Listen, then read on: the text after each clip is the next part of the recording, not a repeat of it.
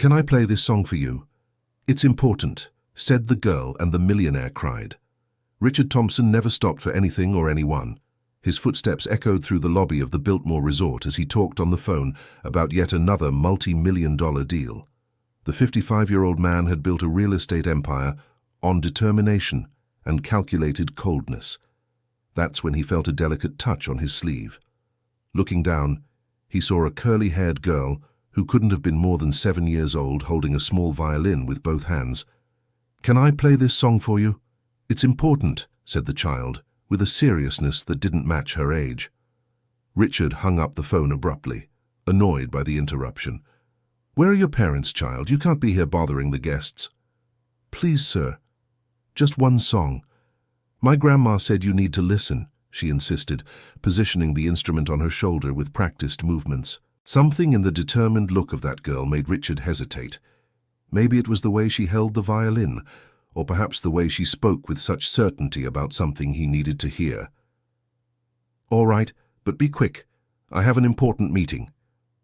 The girl smiled for the first time and began to play. The first notes floated through the air like a gentle breeze, but as the melody developed, Richard felt something break inside his chest. His hands began to tremble. It was impossible. That song. He knew it. Tears began to stream down the businessman's face, without him being able to control them. The melody continued, each note perfectly executed, each pause in exactly the right place. It was as if someone had opened a door that had been locked for 10 years in the depths of his soul. When the music ended, Richard was sobbing like a child. The other guests in the lobby stopped to observe the unusual scene, the most feared businessman in New York City crying before a girl with a violin. How do you know this song?" he asked, his voice choked. "My teacher taught me. She said it was very special, that it was made by someone who loved Daddy very much." The girl carefully put the violin away in its small case. "My name is Lily." "Who is your teacher?" "Teacher Melanie. She teaches at the school in the Greenwich Village neighborhood. My grandma works there too, in cleaning." Richard felt his legs go weak. Melanie. His daughter's name was Melanie. But it couldn't be. His Melanie was just a child when he last saw her. That was... How old is your teacher? Dear listener, if you're enjoying the story, feel free to leave a like and especially subscribe to the channel. It really helps us who are just starting out. Now continuing. "She's young, but she seems sad sometimes. Grandma Grace says she's 28 years old," replied Lily, adjusting the strap of the case on her small shoulder. The math was perfect. Melanie would be exactly 28 years old now. Richard felt the world spinning around him. Without thinking, he crouched down in front of Lily and held her little shoulders gently. "Your grandmother, what is her full name?" "Grace Williams. She took care of a very rich family before, but the lady of the house was very mean to her. Grandma never complains, but I know she suffered a lot." Richard squeezed his eyes shut. Grace had worked in his house for 15 years. She was more than a maid. She was part of the family. She had taken care of Melanie since she was a baby and was present for every important milestone in her life, until the day his ex-wife fired her in a cruel and unjust way. "Lily, where is your grandmother now?" "She's working at the school. She always says she likes being near teacher Melanie because she reminds her of someone very special she took care of when she was little." The businessman felt a lump in his throat. Grace continued to care for her daughter even after everything, even after being humiliated and dismissed without explanation. "Tell me something, Lily. Did your grandmother ask you to come here?" The girl shook her head, serious again. "She doesn't know I came, but I heard her crying last night, talking to herself about letters she never delivered. She was saying your name and crying a lot. So I thought that if I played the special song, maybe you could make Grandma happy again." Richard felt his heart break. A 7-year-old child had devised a plan to try to fix her grandmother's pain, and without knowing it, she had opened the deepest wound of his own life. "The letters. Do you know where your grandmother keeps those letters?" "In the chest in her room. She thinks I don't see, but sometimes she takes out some yellowed pages and cries while reading them. Once I asked what they were, and she said they were words of love that never reached where they were supposed to go. Richard stood up slowly. He needed to see Melanie. He needed to see his daughter. But more than that, he needed to understand how 10 years of silence had become 10 years of undelivered letters. "Lily, can you take me to your grandmother?" "Of course.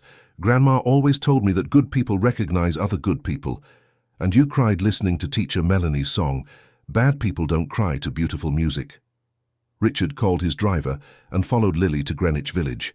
During the trip, the girl talked about her violin lessons, about how Teacher Melanie always became thoughtful when she played that specific melody, and about how her grandmother always sighed when she heard it.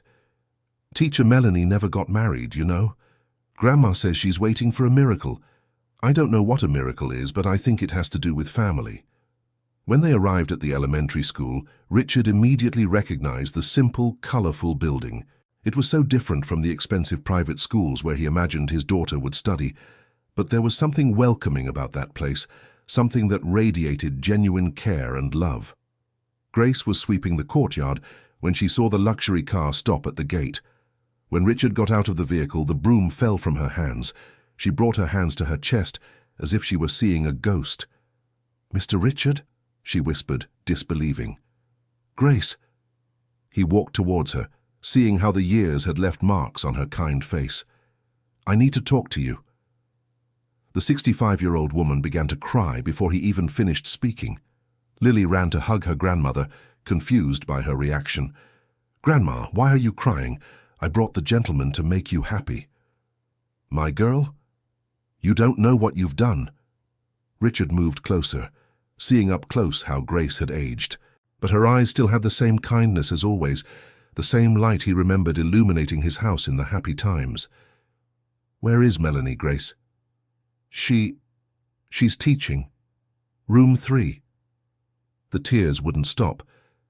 "But Mr. Richard, maybe it's better." "No, we've waited long enough."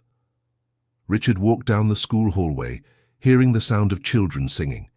He followed the sound until he found the room where a woman's voice was leading an impromptu choir.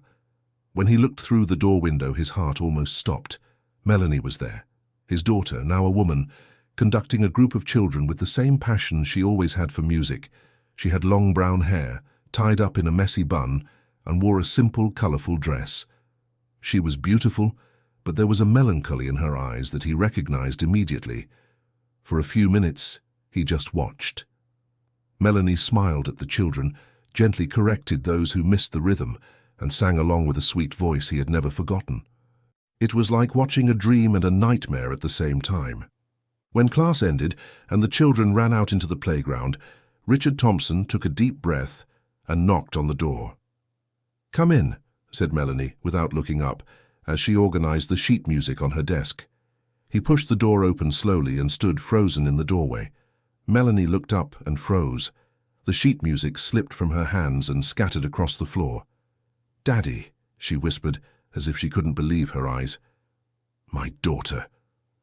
They stared at each other for long seconds, two strangers who had once been everything to each other. Melanie was the first to move, running to hug him with the force of 10 years of longing. Richard wrapped his arms around her, feeling how much she had grown, how she had become a strong, independent woman. But he also felt how she trembled, as if she were still the scared little girl he had left behind. "I thought I would never see you again," she cried into his shoulder.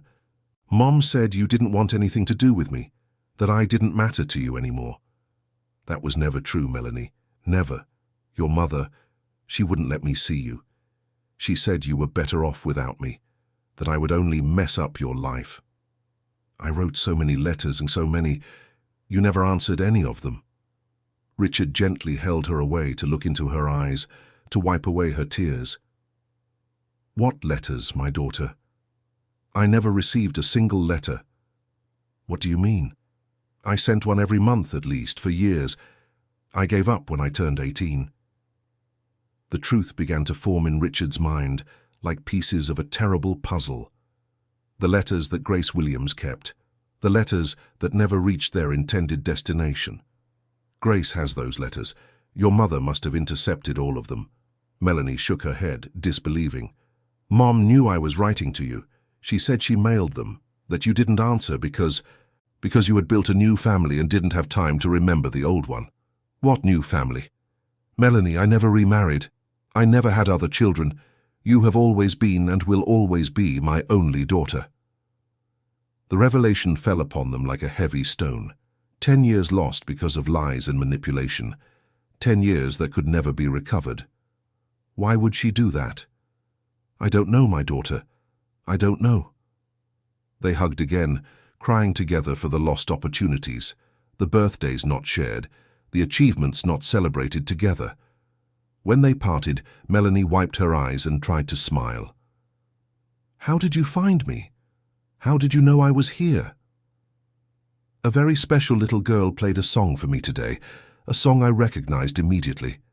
Lily, Melanie smiled a real smile for the first time. She's my most dedicated student. She's always asking me about the song I composed for you when I was a child. You kept the song all these years? It was the only thing I had left of you, the only memory Mom couldn't take away from me. Dear listener, if you're enjoying the story, please take a moment to like the video and most importantly subscribe to the channel. It really helps us out as we're just getting started. Now, continuing. Grace Williams appeared in the classroom doorway, holding Lily's hand.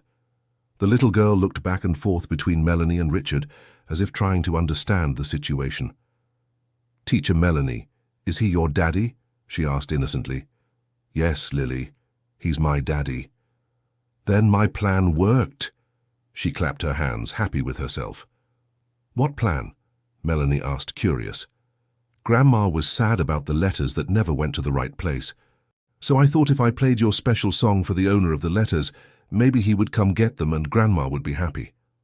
The three adults looked at the child with admiration. Without knowing it, she had reunited a family that had been separated for a decade. Grace, Richard addressed the older woman, did you keep Melanie's letters all these years? Yes, sir. Heather used to have me get the mail from the mailbox and gave me money not to deliver it. She said it was better for everyone that you had moved on with your life, but I couldn't throw them away. I knew that one day maybe... You did the right thing, Grace. The right thing. I have to tell you something, said Melanie, looking at the floor. Mum always said you were angry with me because I chose music instead of business administration, that you thought I was a disappointment. Richard held his daughter's face with both hands. Melanie, you following your dream was the thing I was most proud of in my entire life. When you composed that song for me when you were 16, I cried with emotion. Knowing that you became a music teacher, that you're shaping other children, fills me with pride. Even though it's at a simple public school, especially because it's here, you are making a difference in these children's lives. You're giving them opportunities they might never have had. Lily tugged on the hem of Melanie's dress. Teacher, now that your daddy is back, are you going to live together again? The innocent question brought up a difficult reality. 10 years had passed. They were different people now. Melanie had built her own life, her independence. Richard had buried himself in his work, becoming a harder person. Things aren't that simple, Lily, Melanie said gently. When people are apart for a long time, they need to learn to know each other again. Like when Grandma gets mad at me and then we talk and become friends again. Something like that, sweetie. Richard suggested they all go to Grace's house to get the letters. During the car ride, he watched Melanie in the rearview mirror. She was looking out the window, lost in thought, and he could see she was processing this huge turn of events in her life. Grace's house was simple but impeccable. Located in an alley in Greenwich Village, it had a small garden where she grew herbs and flowers. Lily ran ahead, eager to show where her grandmother's treasures were kept. Grandma, can I show them the letters? Of course, my girl, the time has come. Grace led everyone to her bedroom and opened an old wooden chest. Inside, carefully organized and tied with a red ribbon, were dozens of letters. Some had the childish handwriting of an 8-year-old Melanie, others the more mature script of a teenager, and the last ones were written by the young adult. Melanie picked up the bundle of letters with trembling hands. May I read some? They are yours, my daughter. She opened the first letter, dated 3 months after her parents' divorce. Daddy, Mom said you were too busy to see me. but I wanted to tell you I got an A on my music test. Remember the song I composed for you? I played it at school and everyone liked it. I miss you, Melanie." Tears welled up in Richard's eyes again. He remembered that test day. He remembered asking his mother about Melanie, who said the girl was fine and didn't want to talk to him. Melanie kept reading, skipping between letters from different times. "Daddy, I turned 15 today. Mom threw a party, but I thought about you the whole time. Did you remember? Do you still remember my song? Daddy, I got into music school. I know you wanted me to study business, but music is my passion. I hope you understand one day. Daddy, I graduated from college today. Mom was there, but I missed you in the audience. I still play our song sometimes." The last letter was different. The handwriting was firmer, but there were tear stains on the paper. "Daddy, this is my last letter. I've been writing for 10 years, and you never answer. I've come to understand that you moved on with your life, and I'm no longer part of it. I just want you to know that I never stopped loving you, even if you don't love me anymore. I'm going to stop writing because it hurts too much. But if you ever want to see me, I'll be teaching at Washington Elementary School in Greenwich Village. Melanie." Richard couldn't stop crying. Each letter was a stab in the chest, proof of how much suffering his absence had caused. "Melanie, I received this last letter, but it wasn't through the mail. Heather gave it to me in person on your 18th birthday. What did she say? That you had written asking for money, that you were dating a musician with no future and needed financial help. She said you didn't want to see me. You just wanted my money. I never asked for money, and I never seriously dated anyone." How could she have lied like that? Grace, who had remained silent until then, spoke for the first time since they had arrived home. "Mrs. Heather was very afraid that you would go back to Melanie. She always said that if you two spoke, the girl would want to live with you, and she would be left alone. She preferred to destroy the relationship between us, rather than risk sharing her daughter with me." "That's exactly it, Mr. Richard. She insisted on reading all the letters before giving them to me. Sometimes she would tear some up and tell me to burn them. I only kept the ones I managed to hide." Melanie stood up abruptly and walked to the window. Her shoulders trembled with anger and sadness. "My mother destroyed our family out of selfishness. Out of fear of being alone, she took my father away from me and took you away from me." "Melanie." "No, Dad. This hurt me deeply. I grew up thinking I wasn't good enough for you, that I had done something wrong. I spent years blaming myself, thinking that if I were different, you would have stayed." Lily, who had been quietly observing the adults, approached Melanie and held her hand. "Teacher, you didn't do anything wrong. Grown-ups sometimes make bad choices, but that's not our fault." The child's simple wisdom touched Melanie deeply. She knelt down and hugged Lily. "You're right, sweetie. Thank you for reminding me of that." Richard approached the two of them. "Melanie, I know 10 years is a long time. I know I can't just come back and expect things to be like before, but I would really like to try to rebuild our relationship. I'd like to get to know the amazing woman you've become." "I'd like that too, Dad, but it will need to be slow. I've built a lot of walls over these years to protect myself from the pain of your absence." "I understand. We'll go at your pace." "And there's something else," Melanie hesitated. "Mom is still in my life. I'm not just going to cut ties with her. Even after everything she did, she's still my mother. I wouldn't expect you to do that. I don't want to divide you between the two of us. I just want to have my space in your life." Grace, who had prepared coffee while they talked, brought a tray into the living room. "Mr. Richard, can I say something?" "Of course, Grace. Mrs. Heather isn't a bad person. She's a woman with a lot of fear. She lost her parents very young, was raised by aunts who didn't like her. When she married you, she finally had a real family. When you separated, I think she was terrified of losing Melanie too. That doesn't justify what she did, Grace. It doesn't justify it, no, but it explains it, and maybe it's easier to forgive when we understand." Melanie looked at the woman who had been like a second mother to her. "Grace, you always see the best in people. Life has taught me that holding on to anger only hurts the one who holds it, and you all have already suffered too much." Lily, who was playing with dolls in a basket near the sofa, looked up. "Grandma, is Teacher Melanie's mommy going to be mad when she finds out you met?" The question brought everyone back to reality. Heather didn't know about the reunion, and knowing her, she wouldn't react well. "She probably will be, Lily," Melanie answered honestly. "So we need to be ready for more fighting?" "Maybe. I don't like fights. They make everyone sad." Richard Thompson knelt in front of Lily. "You're right, fights do make everyone sad. But sometimes we need to go through difficult moments to get to good ones. Like when Grandma gets sick and has to take yucky medicine to get better? Exactly like that." Melanie looked at her father with a mix of admiration and surprise. In 10 years, she had forgotten how good he was with children, how he could explain complicated things in a simple way. "Daddy, would you like to have dinner here tonight? Grace makes the best cornbread in New York City." "I would love to, but I don't want to be any trouble." "No trouble at all," Grace interrupted, beaming. "It will be a joy to cook for you two again." While Grace prepared dinner and Lily helped by setting the table, Melanie and Richard Thompson were left alone in the small but cozy living room. "Melanie, I need to tell you about these 10 years, about who I've become. I have a lot to tell you too. You first." Melanie took a deep breath. "After you left, I closed myself off a lot. At school, at home, with friends. Music was my only way to express what I felt. When I finished high school, Mum wanted me to study law or business, something safer, but I insisted on music. And in college? It was hard at first. I was very shy. I was afraid to open up to people. But the teachers were patient, and little by little I found my voice. I graduated as a music and arts education teacher. Why did you choose to teach at a public school? Because I wanted to make a difference in the lives of children who might never have access to music otherwise, like Lily.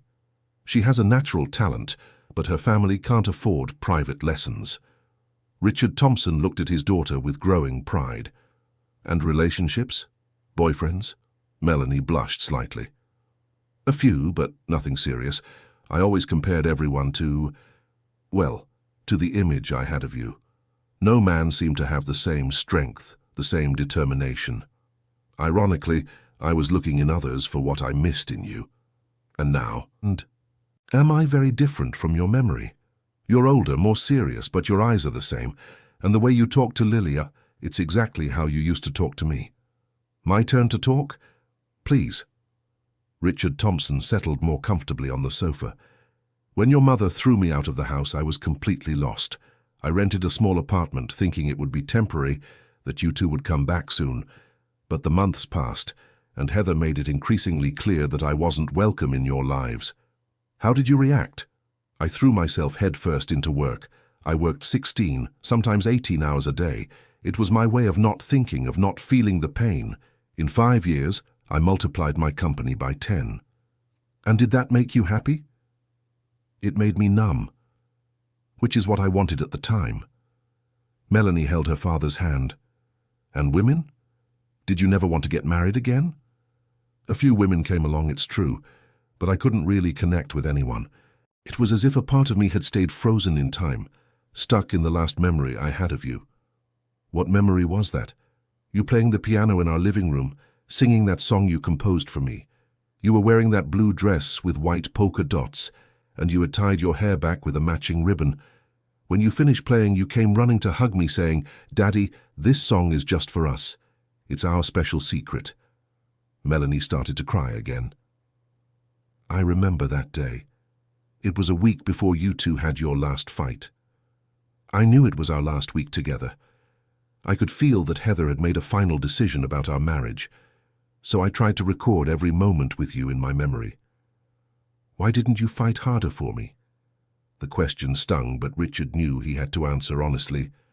"Because your mother convinced me that my presence was hurting you. She said you cried every night because of our fights, that you were having nightmares. She said that if I truly loved you, I should step away so you could have peace. And you believed her."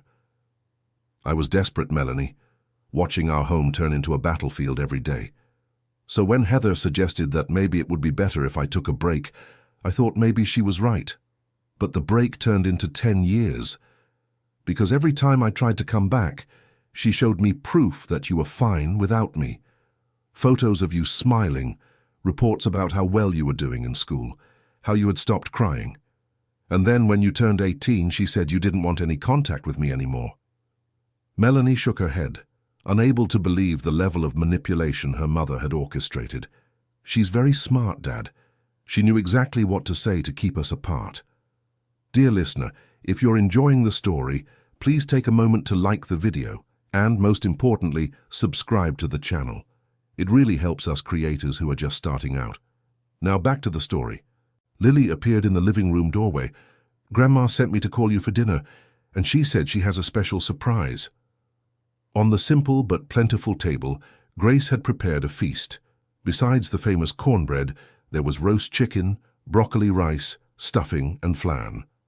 Grace, you've outdone yourself, said Richard, moved to recognize several of the dishes she used to make when she worked in his home.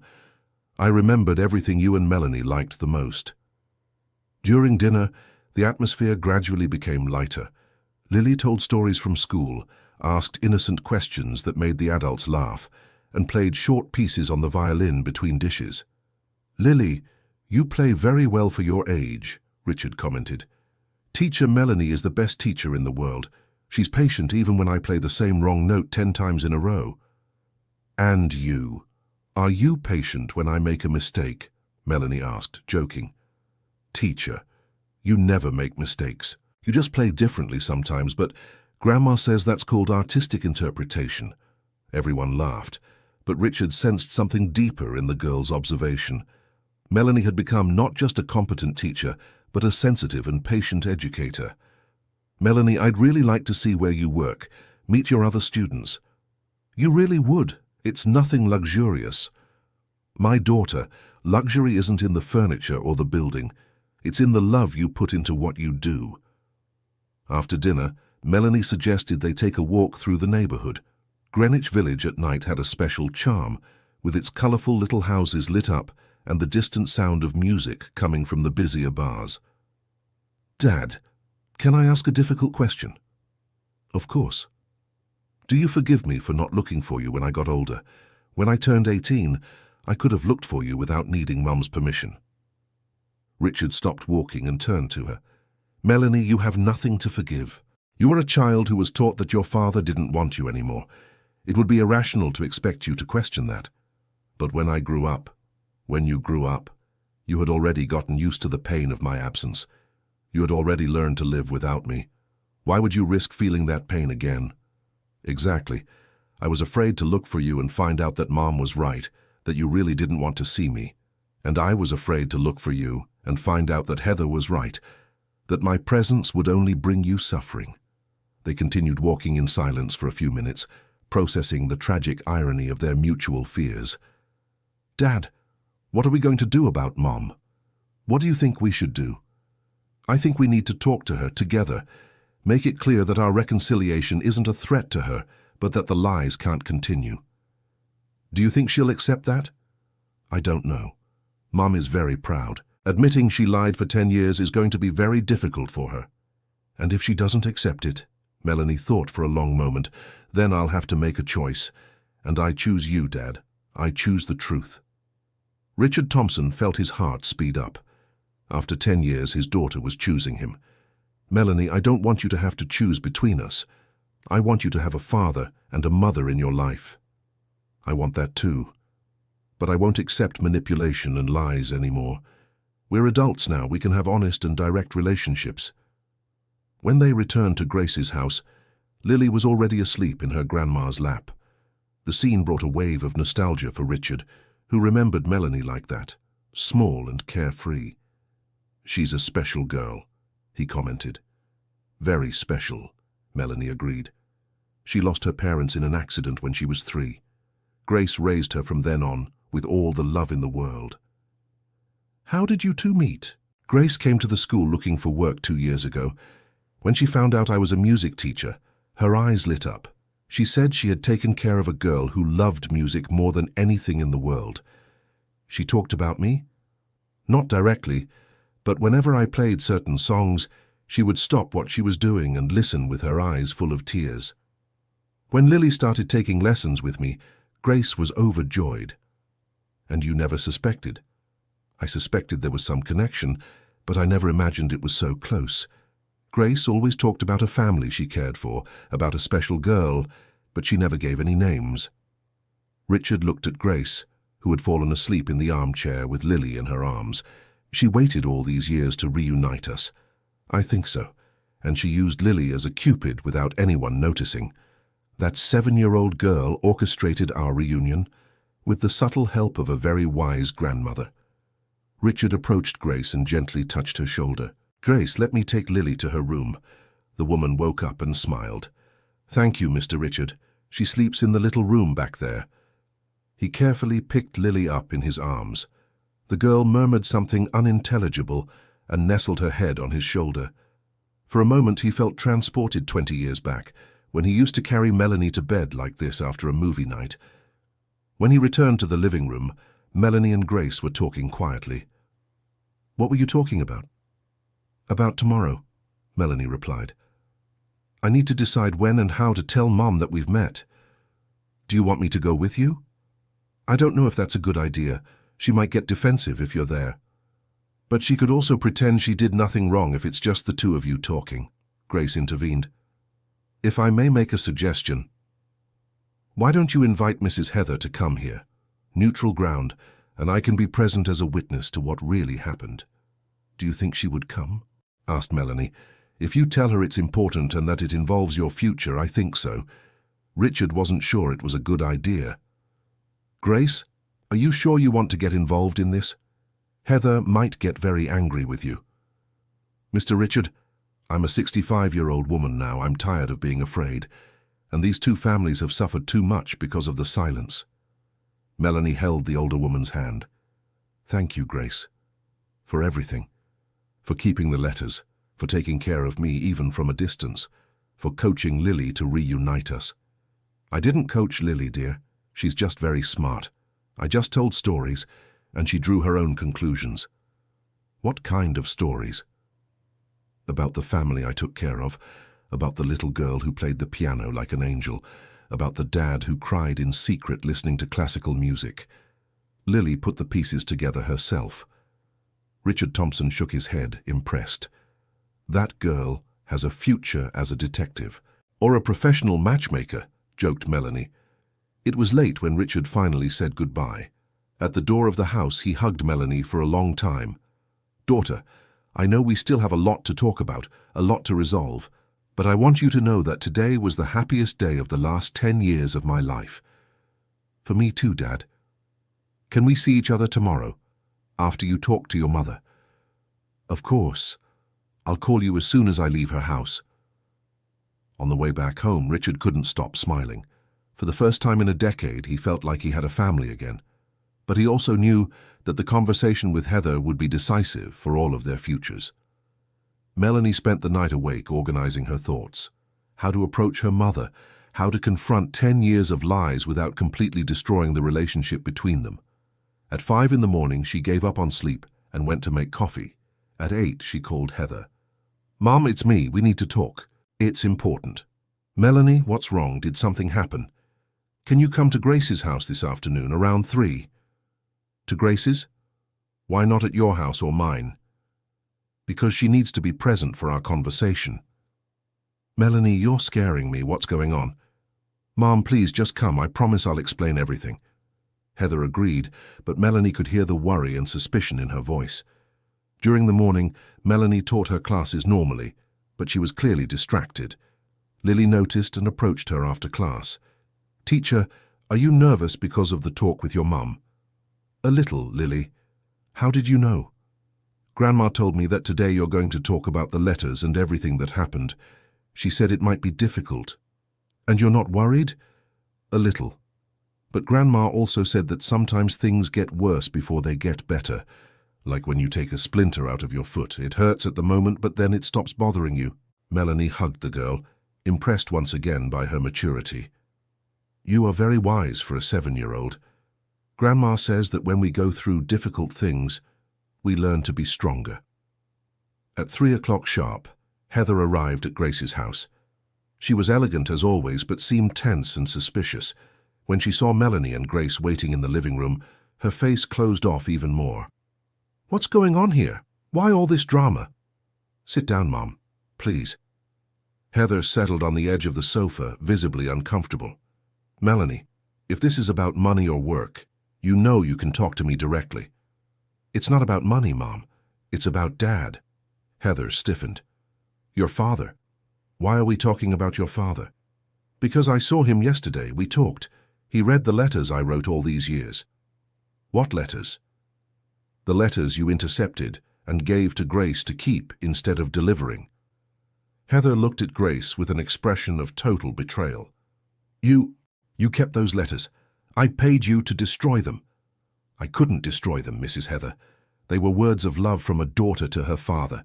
I had no right to do that. Heather stood up, furious. You betrayed me after everything I did for you. Mom, sit down. Melanie used a firmer tone. Grace didn't betray me. She protected me, and protected you too, in a way. How did she protect me? By keeping the letters instead of destroying them. She preserved the proof that I always loved my father. When the truth came out, the letters would be evidence that at least part of this situation wasn't your fault. Heather sat down again, but remained tense. Melanie, you don't understand. I did everything to protect you. Protect me from what, Mom? From abandonment. Your father was never emotionally reliable. He was cold, distant. If he came back into your life and then disappeared again, you would suffer so much more. Melanie took a deep breath, remembering Grace's advice about trying to understand before judging. Mom, Dad told me about how you two separated, about the fights, about how the situation was unsustainable. And you believe his version? I believe that you both suffered a lot, and that you made decisions based on fear and pain. Heather began to cry. You don't understand, Melanie. When your father left home, I was terrified. I was afraid that if he came back to get you, I would be left alone. But, Mom, he never wanted to take you out of my life. He just wanted to be a part of it too. How can you be sure? Because I talked to him. Because I read the letters he never received. Because I saw how he reacted when he found out the truth. Heather wiped her eyes, trying to compose herself. And now, what do you want from me? We want you to acknowledge that you made a mistake, that you apologize, and that you help us rebuild our family. Our family, Melanie, you're talking about a fantasy. 10 years have passed. Your father probably doesn't even remember what you were like as a child. He remembers everything, Mom, even the song I composed for him. Heather was silent for several minutes. Grace took the opportunity to serve coffee and cookies, trying to ease the tension. Melanie, Heather finally said, I acknowledge that I may not have made the best decisions, but I did everything out of love, out of fear of losing you. I know, Mom, and that's why I'm here talking to you instead of simply cutting ties. And your father? Does he want to sue me? Does he want to punish me? No. He wants to forgive and move on. Heather looked at Grace for the first time since she had arrived. And you? Do you hate me for what I did? Mrs. Heather, I've never hated anyone in my life, and I'm not going to start now. But I'm happy the truth has finally come out. Why did you do it? Why did you keep the letters instead of destroying them like I asked? Because deep in my heart I hoped that one day the three of you could be a family again. Maybe not in the same way, but a family. Heather ran her hands over her face, tired. And now? How is this going to work? It's simple, Melanie replied. Dad becomes a part of my life again, and you continue to be a part of it too. We're adults now, Mom. We can have independent, mature relationships. And if I can't, and if it's too hard for me to see you together, then we'll work on it together with patience and understanding. Heather looked around the simple living room, seeing the photos of Lily and Melanie scattered on the shelves, the music books piled in a corner, the small violin carefully stored in a colorful case. This house has more love than my mansion, she said, almost whispering. Love doesn't depend on the size of the house, Mom. I know, it's just, sometimes I forget. At that moment, Lily arrived from school and ran into the living room. When she saw Heather, she stopped abruptly. Hi, are you teacher Melanie's mum? Heather looked at the girl, immediately noticing her naturalness and spontaneity. Yes, I am, and you must be the famous Lily. Famous? Melanie intervened. Lily, this is my mother, Heather. Mum, this is Lily, the girl who reunited me and Dad. Ah, Heather looked at Lily with renewed interest. So you're the Cupid, Lily laughed. Everyone keeps calling me Cupid, but I just wanted Grandma to stop crying about the letters. Heather felt something shift in her chest. That child had done in one day what she had spent 10 years avoiding. And now? Has your grandmother stopped crying? Now she only cries from happiness. It's different. Tears of happiness make eyes sparkle. Heather looked at Grace and for the first time truly saw her. She saw how she had aged, how she had dedicated her life to caring for others, how she had held on to hope when everyone else had given up. Grace, I need to apologize to you. You don't have to, Mrs. Heather. Yes, I do. I paid you to do something wrong, and on top of that, I got angry when you did what was right. You were suffering. People who suffer sometimes make choices they wouldn't make under other circumstances. And now, how do we fix this? Lily jumped on the sofa next to Heather. It's easy. We'll throw a party to celebrate that teacher Melanie's family is back together. Heather couldn't help but smile at the simplicity of the girl's proposed solution. A party? Yes, with cake, music, and everyone happy. Grandma makes the best cake in the world. Teacher Melanie plays the piano. Mr. Richard can bring soda, and you can bring the joy. The joy? Grandma always says that every person at a party has to bring something. Food, drink, music, or joy. You look like you forgot your joy at home. Heather started to laugh, first quietly, then louder. You know something, Lily? I think you're right. I really did forget my joy at home. Then go get it. Is it far? No, dear. I think it was here all along, just hidden. Melanie watched the interaction between her mother and Lily with growing surprise. It had been years since she'd seen Heather so relaxed and spontaneous. Mum, would you like to stay for dinner? Dad is coming over later. Heather hesitated for only a second. I would like that very much. The rest of the afternoon passed quickly. Heather helped Grace in the kitchen, listened to Lily play the violin, and even suggested some harmonies when Melanie sat down at the small keyboard in the living room. When Richard arrived at 7 in the evening, he found a scene he hadn't seen in 15 years. Heather and Melanie cooking together, laughing at something Lily had said. Good evening, he greeted from the doorway, unsure how to approach the situation. Heather turned and looked directly at him for the first time in a decade. Good evening, Richard. Heather, can we talk for a minute? Alone? Melanie and Grace exchanged worried looks, but Richard agreed. They went out to the small backyard. Richard, Heather started and stopped, searching for the right words. I need to ask for your forgiveness. Heather. No, let me speak. I made a terrible mistake. Out of fear of being alone, I took our daughter from you and took you from her. Nothing justifies what I did. Richard stayed silent, processing the words. And you expect me to just forgive and forget? No. I hope you'll give me the chance to try and fix what I broke. How? By being honest from now on. By supporting your relationship, and by trying to find out if we can still be a family, even if it's different from the one we were before. Richard looked through the window and saw Melanie explaining something on the keyboard to Lily. His daughter was radiant, happier than he had seen her in years. Heather, I can't pretend the last 10 years didn't happen. They changed all of us. I know. But I also can't let resentment destroy the chance we have now to be happy.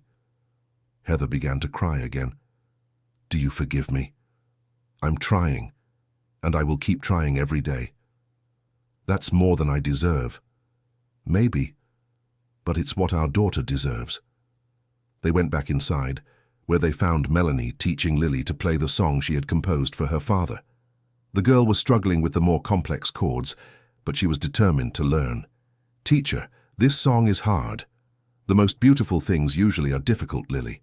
But when you manage it, the feeling is wonderful. Like when Grandma managed to get you to be friends again. Exactly.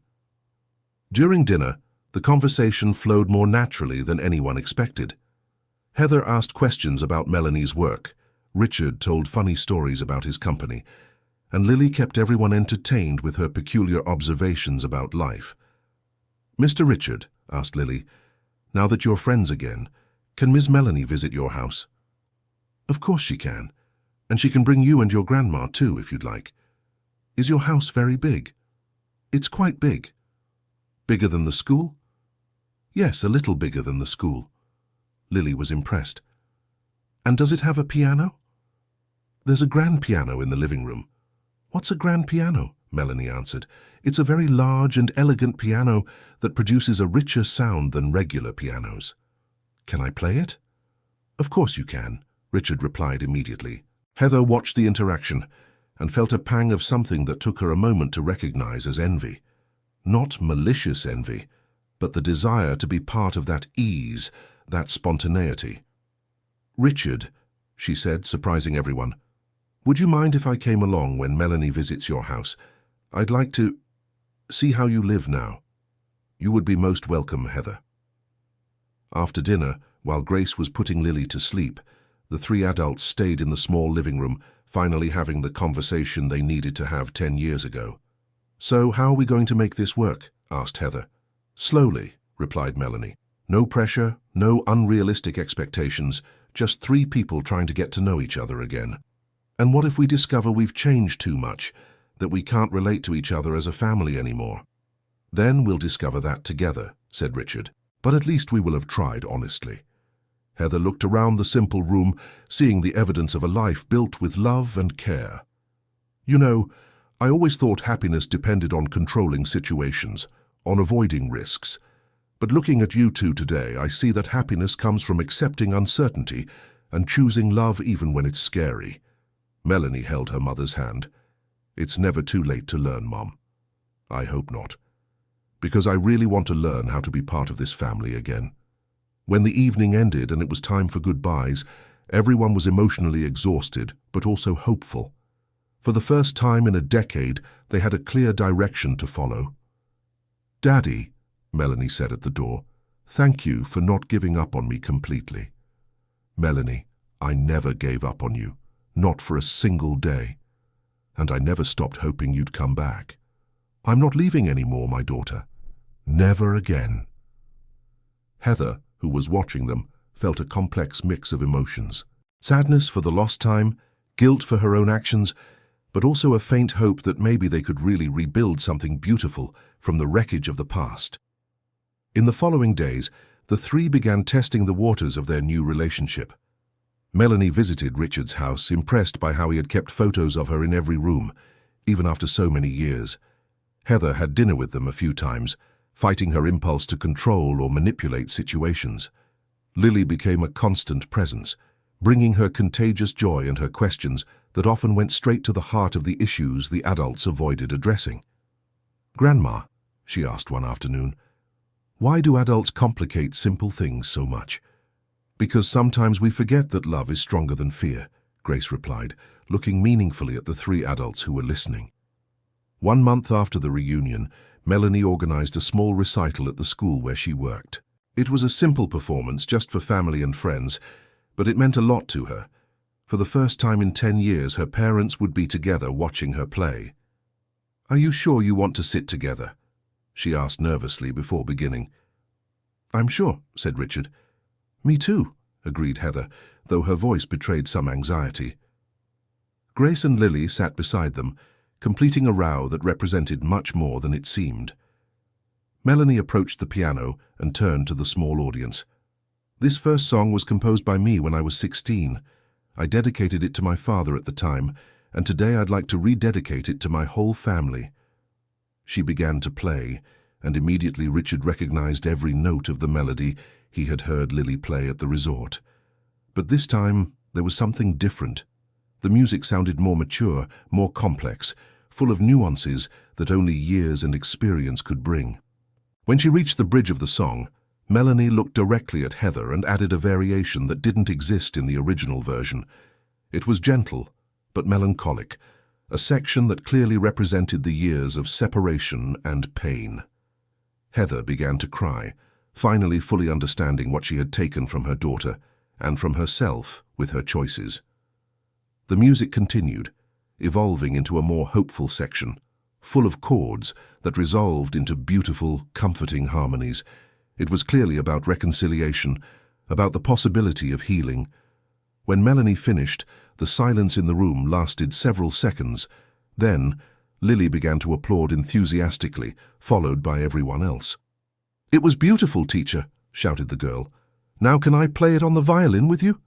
Melanie smiled and motioned for Lily to come up to the makeshift stage. The girl picked up her violin and stood beside the piano. "Are you ready for our version?" Melanie asked the audience. They began to play together, creating a duet that no one had rehearsed. But that flowed naturally. Lily had memorized not just the notes, but also the emotion of the music, and her interpretation on the violin added a layer of innocence and hope that perfectly complemented Melanie's piano. Richard looked at Heather and saw that she was smiling through her tears. Impulsively, he reached out his hand to her, and she accepted it without hesitation. When the music ended, the entire audience stood up to applaud.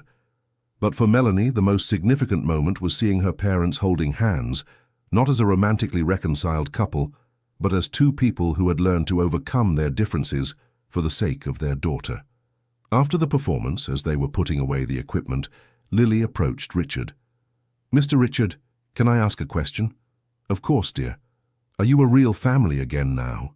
Richard looked around, seeing Melanie carefully packing up the sheet music, Heather helping other children put away instruments, and Grace organizing the chairs. "You know, Lily, I've discovered that family isn't about living in the same house or never fighting. It's about choosing to love and support each other, even when it's hard." "So are you a family?" "We are a family, yes. Maybe different than before, but a family." Lily smiled, satisfied with the answer. "Grandma said I helped fix you, is that true?" "It's true. You were very brave to come play for me that day." "I was scared. But Grandma always says courage isn't about not being afraid. Courage is doing the right thing even when you are scared." Richard knelt down to be at the girl's eye level. "Lily, would you like me to be like a grandfather to you?" Her eyes lit up. "A real grandfather? A real one? With birthday presents and everything?" "With birthday presents, special outings, and lots of love, and lots." Lily hugged him tightly. "I always wanted to have a grandfather." Melanie, who had overheard the conversation, approached with teary eyes. "Dad, are you sure?" "I am. This girl changed our lives, and Grace has practically been family for years. It's time to make it official." Heather, who had also drawn closer, surprised everyone. "Lily, would you like to have a grandma too?" The girl looked at her, hopeful. "A rich and elegant grandma like you," Heather laughed. "A grandma who is learning that true elegance comes from the heart, not from money." "Then yes, can I call you Grandma Heather?" "I would love that." Grace, watching the scene, began to cry with happiness. "Grace," Richard addressed her, "you raised an extraordinary girl, and you gave us back our family. How can I thank you?"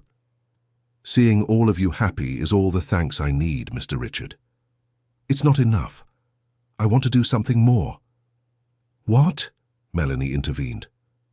"Dad, remember you talked about creating a scholarship program for talented kids?" "I do. How about we start here at the school, with Lily being the first beneficiary?" "That's a wonderful idea." Lily jumped, excited. "Does that mean I can have real music lessons?" "It means you can have private lessons, your own instrument, and all the opportunities your talent deserves," Richard explained. "And Grandma Grace, does she get something too?" "How about a job at my company, overseeing the scholarship program and looking after the beneficiary families?" Grace was speechless. "Mr. Richard, that's too much." "Grace, you've dedicated your life to caring for others. Now it's time for someone to care for you too." 6 months later, the transformation in everyone's life was visible. Melanie had become the coordinator of the music scholarship program, working part-time at the public school and part-time organizing lessons for underprivileged children all over New York City. Lily was flourishing with her private violin and piano lessons, and her performance had improved dramatically. More importantly, her self-esteem had grown along with her musical ability. Grace was radiant in her new role, visiting families, evaluating scholarship applicants, and being a bridge between talented children and the opportunities available. Heather had surprised herself by discovering she genuinely enjoyed working with the program. She used her social connections to secure donations and sponsorships, and found that using her influence to help others was far more rewarding than simply keeping up appearances. Richard was happier than he had been in years. Having Melanie back in his life had filled a void he no longer even knew existed, and seeing the positive impact his money could have when used with purpose gave him a sense of fulfillment that business had never provided. On a Saturday afternoon, everyone gathered at Richard's house for a family lunch. It was something they did regularly now, a tradition that had arisen naturally. "Grandpa Richard," Lily said during dessert, "can I play my new song for everyone?" "Of course, sweetheart." She went to get her violin, which was now a professional quality instrument, suited to her growing talent. "This song is called Family Found. I composed it for you." Melanie was moved. "You composed a song all by yourself?" "With a little help from my new composition teacher, but the idea was all mine." Lily began to play, and immediately everyone recognized elements of Melanie's original music, but transformed and reimagined through the innocent and hopeful perspective of the child. The melody told a musical story. It began melancholic, representing the separation and sadness, then evolved into a more agitated section that clearly represented the search and effort to reconnect, and finally resolved into a beautiful, peaceful harmony that represented the family reunited. When she finished, everyone was crying. "Lily," said Richard, "that is the most beautiful song I have ever heard." "Really? Really?" Heather approached the girl. "Lily, you know you changed all of our lives, right? I just wanted Grandma Grace to stop being sad. And you achieved much more than that. You managed to teach all of us that love is stronger than fear, that family is about the choices we make every day, and that sometimes the wisest people are the youngest ones." Melanie looked around the room, seeing her improvised but real family. It wasn't the traditional family she had imagined as a child, but it was perfect just the way it was. "You know," she said, "when I was little, I always dreamed of having a big family full of love and music. I never imagined it would be like this, but it's exactly what I always wanted." Richard hugged her. "And I always dreamed of seeing you happy and fulfilled. Mission accomplished." "For all of us," added Heather. "We found our way back to each other, and in the process we found wonderful people who made our family even more special." Grace, who was in the kitchen making coffee, shouted from the kitchen, "And there's still so much more story to be written. Lily is only 8 years old. Imagine all the adventures we still have to live together." Lily bounced excitedly. "Grandma is right, and next time someone needs help finding their family, I know exactly what to do." Everyone laughed, knowing she was probably serious. That afternoon, as the sun set over New York City, 7 people who had started as strangers or broken families were sitting around a table, sharing stories, laughter, and plans for the future. Lily's music still echoed in everyone's memory, a reminder that sometimes the simplest solutions are the most powerful, and that a brave child with a small violin can move mountains. Melanie looked at her father and saw in him not just the successful businessman, but the kind man who had raised a girl who loved music more than anything in the world. She looked at her mother and saw not just the woman who had made terrible mistakes, but someone who was working hard every day to become a better person. She looked at Grace and saw the woman who had held their family together, even when it was shattered. And she looked at Lily and saw the future, full of possibilities and music and love. "Thank you," she said aloud. "Why?" asked Lily. "For reminding me that family isn't about perfection. It's about forgiveness, growth, and choosing to love each other every day." "And for teaching me that it's never too late to start over," added Heather. "And for showing me that real success isn't measured in money, but in relationships," said Richard. "And for giving me a family I chose, not just one I inherited," finished Grace. Lily listened carefully and then smiled. "So are you all saying thank you to me?" "We are," they answered in chorus. "Well, because I'm saying thank you to you too. You taught me that when we have the courage to try and help others, we end up helping ourselves too." And so, in a room filled with golden late afternoon light, a family that had been lost 10 years ago and found each other through the music and courage of an 8-year-old girl celebrated not just their reunion, but the discovery that true love always finds a way back home. The music that had started as a secret between father and daughter had become the soundtrack of a rebuilt family, stronger and wiser for having weathered the storm and chosen to keep dancing. End of story. Now tell us what you thought of this story and where you see us from. If you have something to share with us, leave it in the comments with sincere words. What would you do in Heather's place? We love reading your opinion.